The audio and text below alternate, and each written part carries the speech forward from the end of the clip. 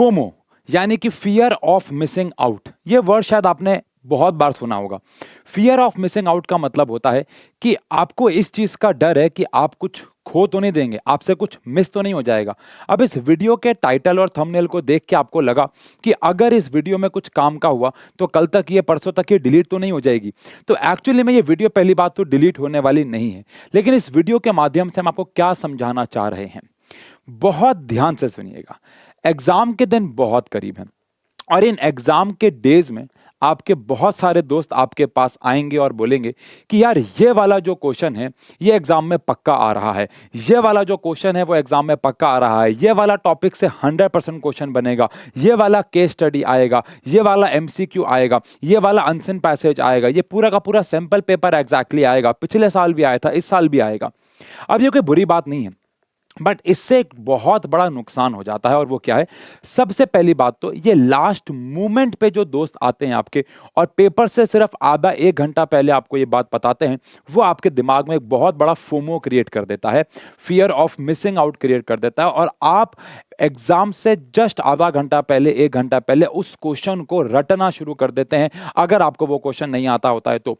और ये बड़ा इंटरेस्टिंग है जानना कि हमारे ब्रेन में एक प्रकार से फोल्डर्स तो नहीं कहूंगा, लेकिन जैसे कि हमारे मोबाइल फोन के अंदर हम कुछ एप्लीकेशंस चलाते हैं, तो पिछली एप्लीकेशंस जो कि हमने बहुत दिन पहले या बहुत टाइम पहले चलाई होती हैं, वो कहीं ना कहीं साइलेंट मोड पे यानी कि बैकएंड मोड पे चली जाती है। बिल्कुल हमारा दिमाग भी ऐसे ही काम करता है।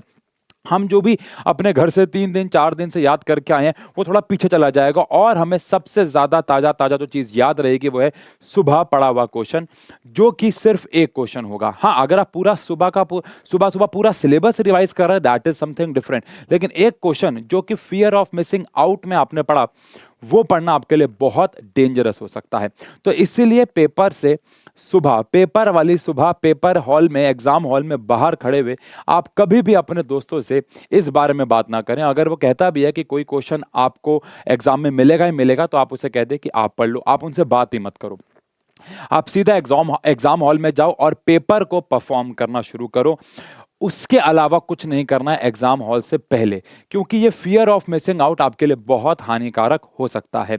और दूसरी बात, आप किसी एक्सपीरियंस इंसान की बात माने, आप टीचर्स की बात माने, आपके स्कूल टीचर है, आपके ट्यूशन टीचर हैं, यूट्यूब पे अगर आपको लगता है कोई बहुत साल से पढ़ा रहा है, चाहे वो ऑफलाइन ऑनलाइन किसी भी माध्यम पे पढ़ा रहा हो, आपको एक ऐसे इंसान पे ट्रस्ट करना चाहिए जिसको बहुत ज्यादा लंबा चौड़ा एक्सपीरियंस है।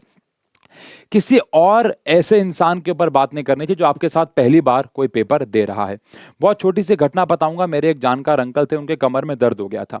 उन्होंने यूट्यूब पे जाके किसी भी इंसान की कोई वीडियो देखी, उसने योगा आसन बताए और उनकी बैकबोन में उससे गैप आ गया और वो बहुत ज़्यादा खतरनाक सिचुएशन में चले गए थे। उनका पेन 10x 20x हो गया था और फाइनली उनको हॉस्पिटलाइज करना पड़ा था।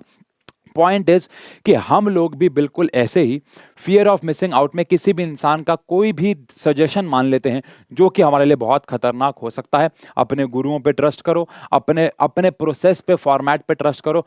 1 घंटा पहले, 2 घंटा पहले देखे गए सवालों को इग्नोर करो। Thank you so much.